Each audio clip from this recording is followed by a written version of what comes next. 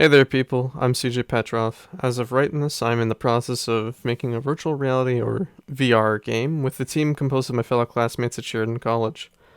I've put together this video as a deep dive to showcase and consolidate the research I've been doing on immersion in VR. While this deep dive goes much further than our game requires, I thought this would be an excellent topic of discussion for the future of VR games. The purpose of my research has been to understand, define, and discover the applications of making an immersive experience in VR when flow cannot be relied upon. I also want to use this to showcase some excellent examples of how this can be achieved. This video references primary and secondary sources on VR development, VR applications, VR games, non-game applications, and non-VR applications, so buckle up. I'll also be speaking with my own opinion, as backed by reasoning and evidence inferred by the source material. With that out of the way, we can now discuss what does it take to make immersion work in VR. An important element of immersion is flow. But what is flow? Flow is characterized as a critical level of engagement, as stated by Barron in a Gamma Sutra article on cognitive flow. We as game designers find flow to be an important part of retaining enjoyment and having players return to our games. However, in VR, we face physical limitations that can often lead to flow being interrupted. That's where the subject of my research comes into play. To make up for a lack of flow, the virtual environment, or VE, is constructed with the expectations of the systems it's implemented in. As described by Urmi in Mayra's article analyzing immersion, a VE is the provided sensations, thoughts, feelings, actions, and meaning-making afforded to the player. A VR game designer would want to use the principles of a VE to get the player engaged with their intended experience. Interruptions in flow outside of the game can cause frustration due to the difficulty and skill required. Having a purpose-built VE sustains the player's sense of play and engagement. Providing more for the player to connect with helps get them deeper into the game. Blending flow and VEs purposefully into a game's design creates a very engaging experience that keeps the players coming back for more. If you already know this much, what are people doing with it? Well, people are taking their VR experiences to some pretty crazy extremes. One example is the Chalk Room. It's a VE art installation that was set up in the Massachusetts Museum of Contemporary Art back in 2017. The Chalk Room is an AI-powered game engine built around an artistic expression. Being a VE, it capitalizes on feedback and affordances for the viewers to convey the experience. VEs can also be used to provide therapy for trauma. Part of the feelings implemented in a scenario also take into account the baggage a person will take with them. Therapists can construct safe scenarios for people to cope and become comfortable with their traumatic experiences. There are many levels in which a VE can be constructed with their intended audience in mind. The 7 model provides a framework in which this process can operate. This is very similar to the method used on the SAS Cube, another VE art installation. Both the system and the participant understanding the role either are playing and providing a feedback system to account for this. These are more concrete examples of VE usage that capture the participant, viewer, or player's critical level of engagement without having actual gameplay. But there are plenty of examples of games that capture this as well. I Expect You to Die by Shell Games is an excellent example of a VE. The dominant part of the gameplay is exploring the functionality in the provided environments in order to solve the puzzle. The gameplay directly revolves around its functionality as a VE. The role you play is a secret agent, trying to solve secret agent-esque missions. The role and expectation set is seamless between the player and the game system. Into the Radius by CM Games is another example of a game that uses its VE to provide the bulk of the experience.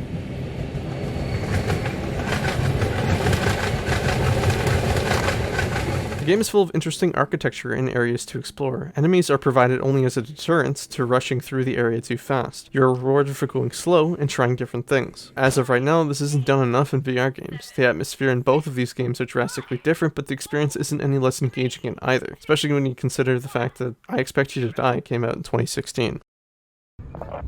These are games that aren't flow-centric, but that doesn't mean there can't be a healthy blend therein.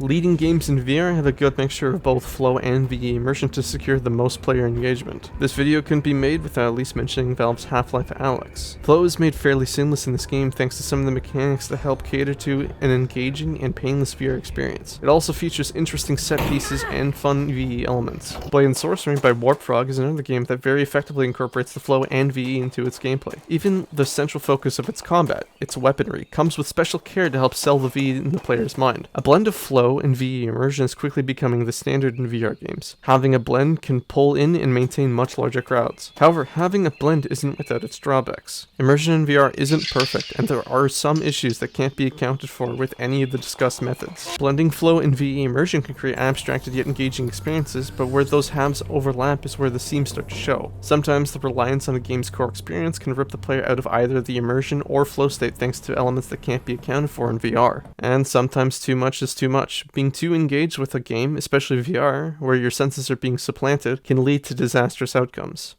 I don't know what I punched. This does depend on the player's setup. This is something that should always be accounted for in creating a scenario. The player you're designing for will not always have the perfect setup. Interruptions in flow or immersion isn't always a bad thing, but it should be with an intention if it does happen. This is where many VR games fail to keep up. Even still, there's a lot that can be done and is being done in order to make immersive experiences in VR. From strict adherence to VE rules and systems, creating a partnership between the system and the player, to incorporating gameplay into the VE to make the entertainment a seamless and sustainable process, and then to mixing flow into the VE, allowing gameplay to fully engage the player. Even with the downsides of the heightened immersion, players keep coming back to games that can hit all these notes. But as stated prior, this is where we're seeing a plateau in VR game development. If games aren't doing one, they're doing the other. With this in mind, there is a development that I believe will be the next step in VR game design. Imagine that you're playing a dungeon crawler. You're creeping through an old crumbling dungeon. You spot a monster down the hall. It blocks your only path forward. So you come up with an idea. Recognizing the sorry state that the dungeon is in, you play Jenga with the bricks in the wall next to you. You find a loose one, you pull it out of its seat. With haste, you launch the brick down the corridor, sailing past the monster and drawing its attention to the racket of it clattering across the floor. The monster runs off to investigate and you're free to proceed. This is the kind of experience that I'm proposing to simulate with an AI controlling procedural world reactions. It may not be a brick, maybe you want to break the hinges off of a door instead of finding a key. The AI would decide what is possible for the player based upon variables in the environment's expectations, allowing them to crush and separate meshes on the fly. The idea is that the AI would follow the principles of the 7 model, or any of these immersive VE experiences. It tracks and updates the player's role in the game, manipulating the VE. An AI like this would be able to fend off the difficulties of providing too much immersion, using its VE to help guide the player away from real-world obstructions, or interpreting missed inputs for consistent flow.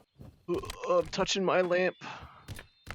A mixture of flow and VE immersion with this AI could set a brand new standard for what VR games could become. In essence, immersion in VR can be done a great number of ways, but the best ways right now are becoming unanimous. Having a flow and VE governing AI to simulate the player's interactions with physics and the environment would open up a new world of ideas for VR experiences. But, like I said at the start, this deep dive goes well beyond the scope of my team's game. It's an arcade experience that doesn't require a sophisticated tool like that. In the end, an AI like this would need to be purposeful in the game's design, otherwise this would be the motherlode of future bloat. But RPGs, action games, training simulations, therapy tools, etc. will all be able to benefit from a design like this. It verges on the VR scene in science fiction. Anyways, that's the bulk of my research. It was really enthralling going through it all. Thanks for watching, this has been CJ. Hope you guys are cozy, catch you all later.